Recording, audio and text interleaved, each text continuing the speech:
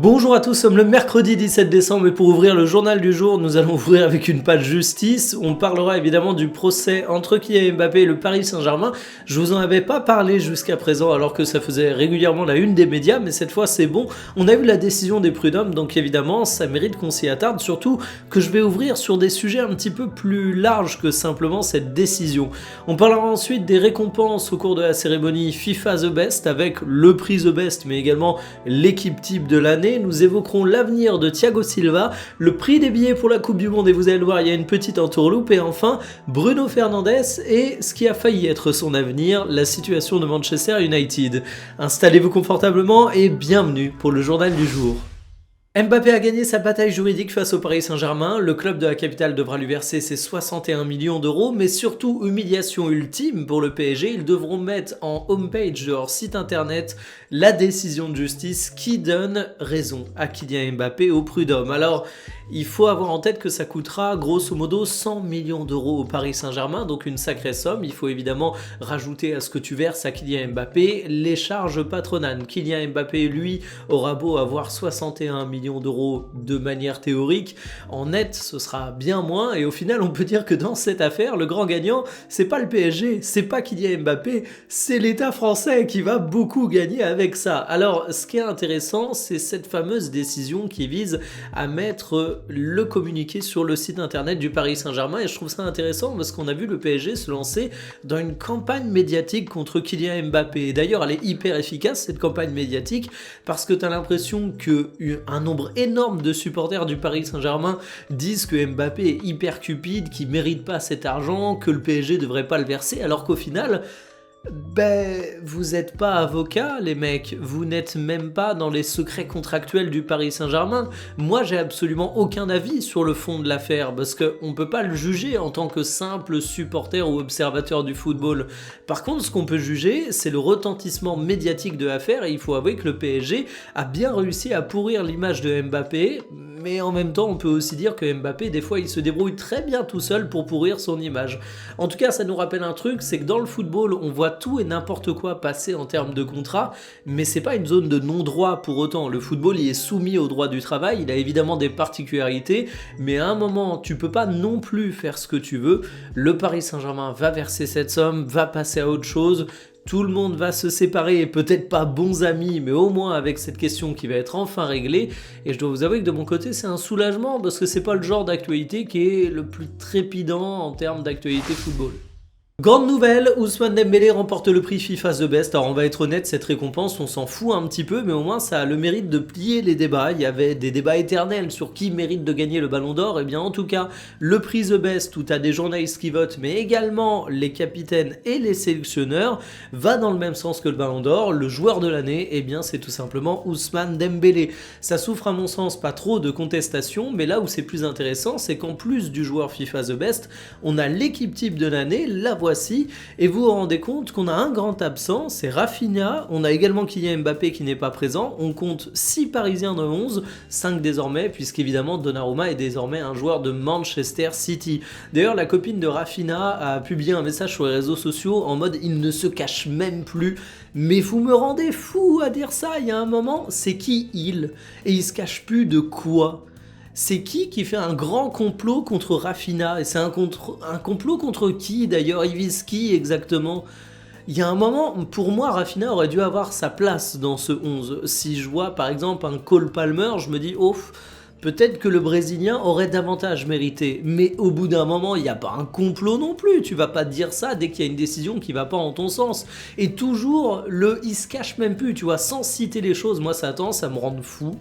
Alors sinon, petite anecdote, Achraf Hakimi n'a pas voté pour Ousmane Dembélé au prix FIFA The Best, il a voté pour son grand pote Kylian Mbappé, c'est la petite anecdote marrante, mais en tout cas voilà, on a désormais cette récompense qui vient garnir un petit peu plus l'armoire à trophées du Paris Saint-Germain, parce qu'ils ont quand même eu beaucoup de récompenses au cours de cette saison. Stromae disait qu'il n'y avait que Kate Moss qui était éternel, et bien visiblement il ne suit pas le football et il ne connaît pas Thiago Silva.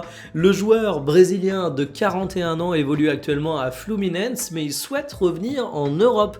Il est au sein du club brésilien depuis l'été 2024, il s'était engagé librement en provenance de Chelsea, mais désormais Thiago Silva a un objectif en tête, terminer sa carrière de la plus belle des manières, de manière internationale, en disputant la Coupe du Monde 2026 avec son pays. Le problème, c'est que Thiago Silva, il a déjà été appelé depuis 2022 et un retour en Europe dans un championnat compétitif, ça pourrait être un moyen de renverser la donne. Alors Thiago Silva, il a toujours un physique qui tient le coup parce qu'il enchaîne les matchs du côté du Brésil, mais je pense pas manquer de respect au championnat brésilien en disant que le niveau d'intensité, c'est pas exactement le même que celui qu'on voit en Europe. Donc un Thiago Silva, il a toujours moyen de rendre service à une équipe compétitive parce que c'est un leader, il a un sens du placement incroyable, il a une technique défensive qui n'est plus à prouver, mais peut-être que quand il s'agira de faire face à des genoux qui ont 20 ans et qui vont mettre le feu aux défenses, ça va être un peu plus compliqué pour lui. On rappelle qu'il a 24 ans de carrière dans les jambes, donc franchement, respect à lui pour sa longévité et très pressé de voir où il va atterrir. Il y a une énorme polémique sur les prix des billets pour la Coupe du Monde 2026 et la FIFA a allumé un contre-feu en annonçant des billets à 60$. Alors vous allez me dire, il y a une arnaque, c'est pas pour tous les matchs. Si, c'est pour tous les matchs, mais vous avez raison d'être suspicieux, il y a bien une arnaque. C'est qu'en fait, ces billets, vous pourrez pas les avoir comme ça. Ils concerneront seulement les supporters qui suivent tous les matchs de leur équipe, c'est-à-dire que si vous avez envie d'aller voir 2 ou 3 matchs de la Coupe du Monde, si vous avez envie d'aller voir des équipes différentes, vous ne pourrez pas prétendre à avoir ces billets. C'est vraiment prévu pour les mecs qui vont être de sacrés gros clients et qui vont par exemple voir tous les matchs de l'équipe de France durant cette Coupe du Monde. La deuxième arnaque, c'est que ces billets sont extrêmement limités en termes de quantité. On parle de 400 à 700 places pour chaque sélection, suivant l'affluence attendue pour les supporters de la sélection donnée. C'est une goutte d'eau au milieu du nombre de billets qui vont être vendus pour cette Coupe du Monde. Donc en fait, c'est un peu la même chose que quand vous voyez des soldes jusqu'à moins 80%. Vous rentrez dans la boutique, mais en réalité, tout est à moins 20%.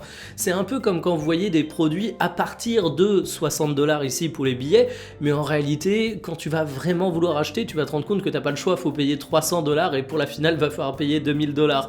Mais en tout cas, c'est un très beau coup de com' de la FIFA parce que si vous faites le tour des sites d'actualité de foot, vous allez voir la FIFA annonce des billets à 60$ et va vraiment falloir creuser pour comprendre qu'en fait ces billets à 60$, toi tu pourras pas les avoir et la majorité des supporters pourront pas les avoir. Donc j'applaudis le coup de communication, c'est très cynique mais c'est très bien joué. Manchester United voulait vendre Bruno Fernandes, c'est pas moi qui le dis, c'est le joueur lui-même, il a déclaré ça à la presse portugaise. Je trouve ça assez marrant de voir les joueurs qui s'expriment dans les médias locaux de leur pays d'origine, parce que souvent, ils ont la langue un peu plus déliée que quand ils s'adressent au pays du club où ils jouent. Et forcément, quand Bruno Fernandes parle à un média portugais, ils sont un petit peu en confiance, et ce qu'il va dire, c'est que clairement, il sentait que le club avait envie de le vendre, et que la seule chose qui a fait qu'il est resté, c'est qu'ils n'ont pas forcément eu le courage de le pousser vers la sortie étant donné que l'entraîneur voulait Bruno Fernandes dans l'équipe. Mais il dit clairement que si lui avait demandé le départ, eh bien on l'aurait laissé partir. Alors ça fait beaucoup de conditions, beaucoup de nuances dans cette situation décrite, on a évidemment que le son de cloche du joueur, mais qu'est-ce qu'il faudrait être fou à la place de Manchester United pour lâcher Bruno Fernandes? Alors certes, il a 31 ans, c'est peut-être le moment ou jamais de faire une belle vente autour de lui, mais c'est un joueur qui est à Manchester United depuis 2020, il incarne la stabilité dans un effectif qui a été extrêmement instable, il est ton capitaine, il est régulier au cours des matchs, c'est vraiment le mec qui au milieu de la tempête était souvent un des rares points de satisfaction. Alors évidemment, t'en aurais tiré une petite somme, mais j'en parlais hier à propos de Kobbie Mainoo, on sait que Manchester United n'est pas le meilleur investisseur du monde, donc même si tu récoltes un gros chèque, est-ce que derrière tu vas réussir à recruter un mec de la qualité de Bruno Fernandes? Je suis persuadé que non. Alors on peut se demander le bien fondé de la décision du joueur, par contre, est-ce que c'était pas le moment ou jamais de partir? Moi j'avoue que j'aurais été curieux de voir Bruno Fernandes dans une équipe qui tourne un petit peu mieux que Manchester United. Ce sera pas forcément pour tout de suite, vous l'avez compris, mais en tout cas, c'est une déclaration qui va faire parler du côté de l'Angleterre. Terminé pour le journal du jour et je vais vous avouer un petit fail. Alors déjà, il y a celui du titre de la vidéo d'hier. J'avais titré John Textor se voit comme le saveur de l'OL au lieu d'écrire sauveur. En fait, il faut savoir qu'aujourd'hui, YouTube permet de faire de l'A/B testing sur les titres de vidéos. Du coup, j'en mets plusieurs. Et comment ça se passe? C'est que généralement, j'ai pas trop le temps de réfléchir à ça. Je fais toute la vidéo et au moment de la mettre en ligne, je me dis merde, qu'est-ce que je peux trouver en titre alternatif? Et du coup, j'ai fait une faute de frappe. C'est un peu moche, je l'ai vu un peu trop tard, j'ai pas checké les commentaires tout de suite, donc merci à ceux qui m'ont averti et désolé pour ça. Et deuxième fail, c'est que je voulais faire une vidéo d'avant-match pour le Paris Saint-Germain et cette fameuse coupe qui va désigner la meilleure équipe du monde, la entre guillemets vraie coupe du monde des clubs, sauf qu'en fait c'est aujourd'hui et j'étais persuadé que c'était demain. Et j'ai capté ce matin que non, c'était aujourd'hui, et sauf que le match il se joue relativement tôt, la vidéo elle va sortir à 17h, donc c'est foutu, je ne parlerai pas de ce sujet. Donc je vais traiter un autre sujet que j'ai en stock. Vous l'avez vu, en ce moment je fais des sujets un petit peu pas de côté, hein. Hier j'ai parlé de l'apport offensif, défensif des offensifs. C'était un truc que j'avais en tête depuis pas mal de temps. On verra si je ferai un sujet un peu plus classique ou un peu plus culture foot comme ça. En tout cas je vous donne rendez-vous aux alentours de 17h. J'espère pas refaire de gaffe parce que j'en fais beaucoup en ce moment. Kiffez bien votre journée, salut.